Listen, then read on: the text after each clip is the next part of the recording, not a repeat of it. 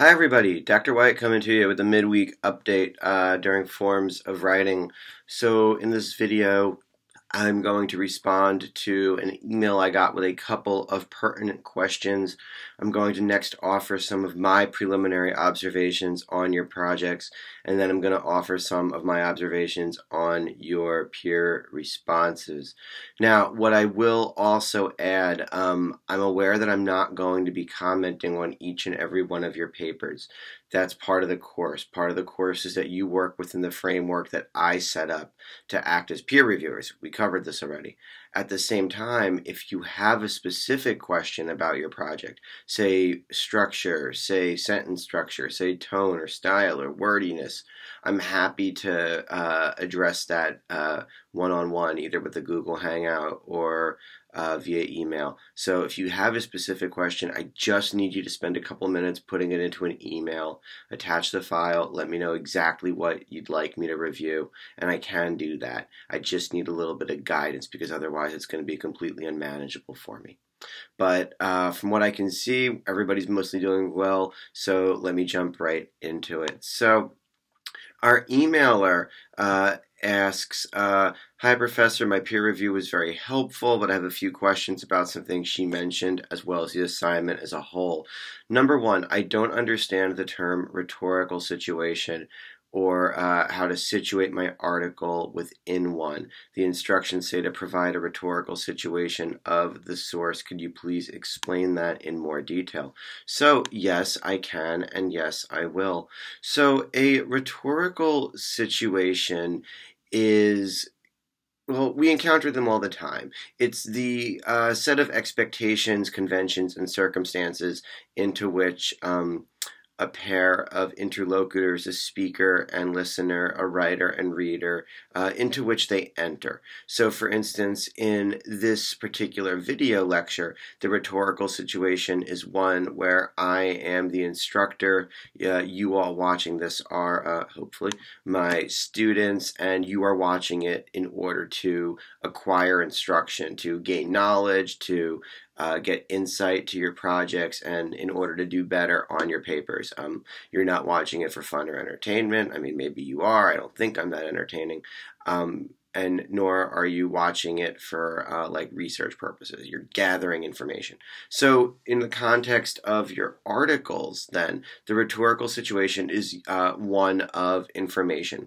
The reader is reading for information and for research, and the writer is writing to inform.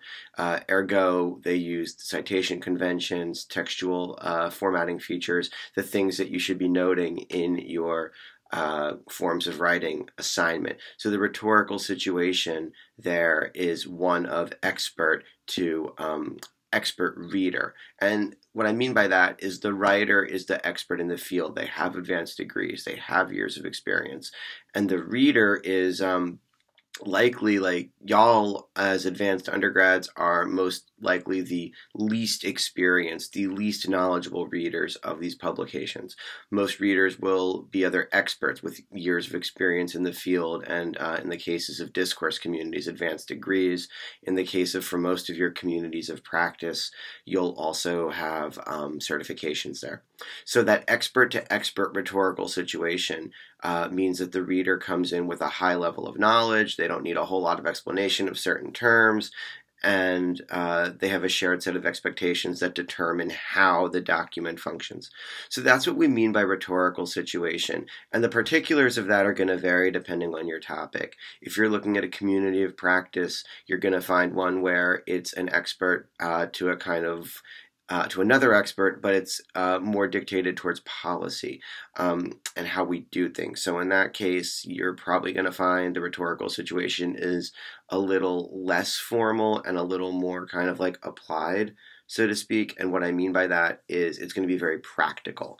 Whereas with the discourse community, a more theoretical or research-driven project that you're working with, you're going to find a rhetorical situation that's to create information and to inform what I just described. That will have additional citations, it will have probably a slightly more formal tone, and it'll contain more broad data. so to speak. So the rhetorical situation there is essentially saying, like, what's the role that we're in?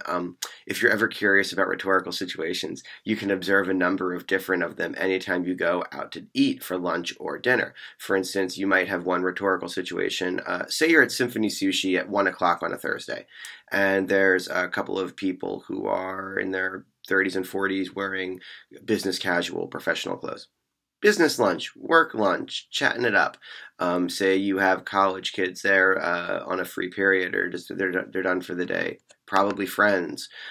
Say you have two people sitting at a table who are asking questions like, so where are you from? How many siblings do you have? Tell me about your kind of movies you like. That's probably a first date. And first of all, playing spot the first date at a restaurant is awesome, and you should always do it. But second of all, a first date is a really identifiable rhetorical situation, and it's one that leads to all kinds of humor, hopefully happy outcomes, more often than not, sad outcomes. But a difference as to how the same format, two people eating in a restaurant, might have very different rhetorical situations. Business lunch, friends hanging out, awkward first date. Maybe there's anniversary date too. I don't know. But anyway, some examples of rhetorical situations. There you have them. The conversations sure will be different.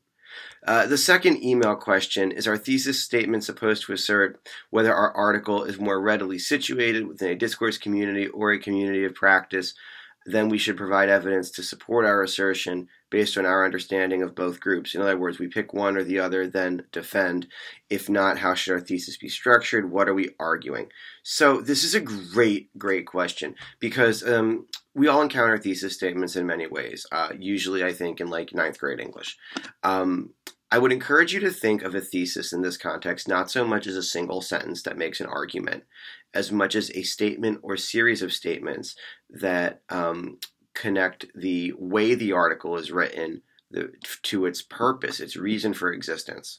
So this article uses formal language, presents raw data, analyzes raw data, and offers recommendations on best practices in order to inform, guide, and persuade a professional reader encountering this with a high level of knowledge. So essentially what you're doing there is you're making an argument, but it's an implicit argument about the way the text works. You could also think of this as like an analytical thesis rather than a roadmap thesis, which would say in paragraph 1 and paragraph 2, yada, yada, yada. You'll see that like in longer research projects a lot. So the thesis needs to connect purpose with how. How does it do it? Why does it do it? And why it matters. Those are the three big things that the thesis needs to do. And what that's going to really tell us, again, is why it looks this way, how it works, and why that's important, why that matters. And if you want to do that across a couple of sentences, that's fine. It's not a matter of like a single vehicle for a thesis statement. Okay, the other things that I want to cover are my impressions on your drafts and your peer reviews. So a few things. Number one, in your drafts, make sure that you're following MLA or APA citation style. If you want to use AMA, that's fine too. I would just encourage APA or MLA for this particular project because of the nature of the writing. Whatever format of citation you use, please include it in the upper left-hand corner on the front page under your header, where it's your name, my name, the course number, and the date. Under that, I want your citation style, and then you have to conform to it. I will post sample MLA and APA papers on the Blackboard site, so just follow that formatting. The guides are pretty specific, and you have to do it. It's just rules. It's just rules. It's like a coloring book, and your words just are the colors that go inside the lines. It's not rocket science. So make sure you do that. Also, a lot of you are using headings like introduction, genre conventions, and then community of practice or discourse community conclusion. Headings are fine. I actually really encourage you to use headings in most of your papers. Well, in this paper anyway. What I would just want you to make sure of is that if you're using them frequently and effectively. So while those kind of section headings are helpful, you might even consider using subheadings to focus your individual paragraphs, especially if you're finding that you're writing like a lot, like multiple pages. I would say more than 4 paragraphs for each section. In that case, I think subheadings would help focus you and me your reader. So you can make those up as you might see fit. Say, for instance, that under the genre conventions section, you have a paragraph that's specifically focused on style, on word choice, on sentence length, syntax, things of that nature. Have a subheading that says style.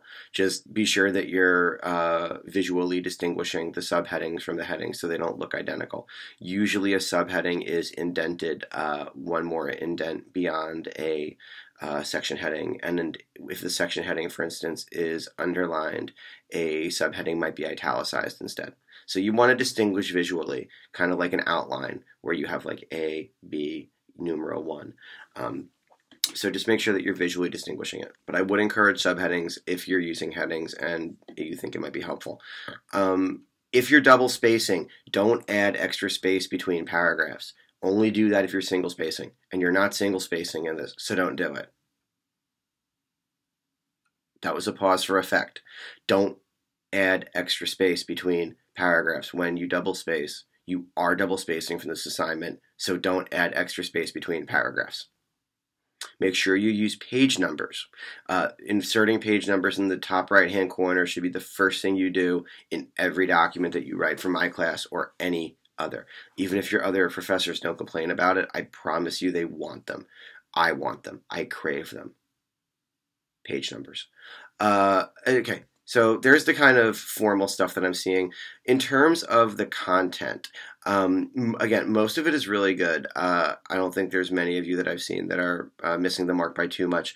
One thing that you might find useful, I mentioned this in the introductory video, this should be a very quotation-heavy assignment. You really want to build each of these paragraphs around textual analysis. It's really heavy on textual analysis. Try not to use quotations that are very long unless there's a reason for it. So unless you're saying, like, here's an example of a really long sentence that characterizes the text. Okay, that makes sense. But otherwise, boil it down. We don't want to waste a ton of words on long quotes. We want to choose short quotes that illustrate precisely the point that you're trying to make. Also, let those quotations prove your point for you. Do your best to avoid describing something like specific information. Say you're writing a paragraph on citation style, and you describe the way the citation style looks. That's helpful, but what would be better is showing us by copying and pasting or including a quotation that uses it.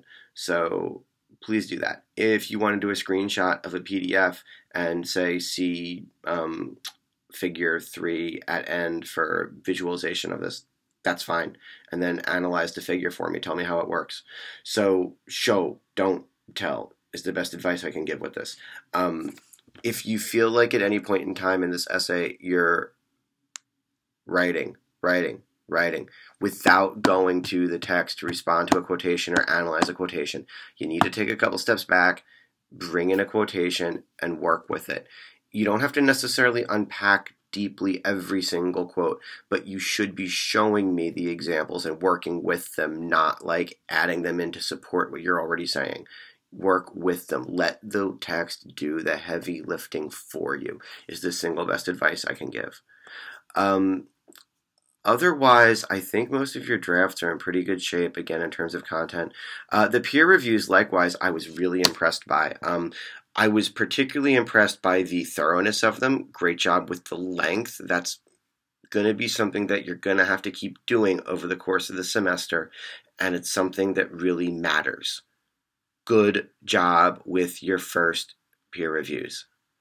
The other thing I was really happy about with them is that they're not all complimentary. Yeah, they're encouraging, but you actually are, for the ones I looked through anyway, which is most of them, you're taking the time to really unpack points for improvement. That's what peer review is about, all right? Yeah, we should write with confidence. It helps. And yes, absolutely point out strengths of your partner's paper. It's great for them to know what they're doing well and to build on it. But what you really want to do is offer suggestions for improvement. The more focused you can be on offering suggestions for improvement, the better your partners are going to do, and that is the goal of this process. So, Those are generally my thoughts on it. I am going to take some time this afternoon and finally scan and upload those style tips for academic writing that I promised last week. It's been slipping my mind, but I've got all afternoon, so I'm going to do that. I'm also going to post those sample papers, the MLA and APA ones. What I'm going to post are research projects. So they're not completely identical to what you're doing, but I'm using these samples because it gives you a blow-by-blow formatting instructions. It tells you exactly how to make your document look right in MLA or APA, and that's what we're really focused on for right now with that. We'll get to AMA later on, but for right now, again, I'm going to focus on MLA and APA. If you have any questions, shoot me an email. I'm pretty busy tomorrow, but we can, if nothing else, probably find a time to do a Google Hangout either tonight or maybe tomorrow. So let me know if you have any problems or questions. Great progress so far on everything, everybody, and I'm going to shut up and let you get to work. Have a good one.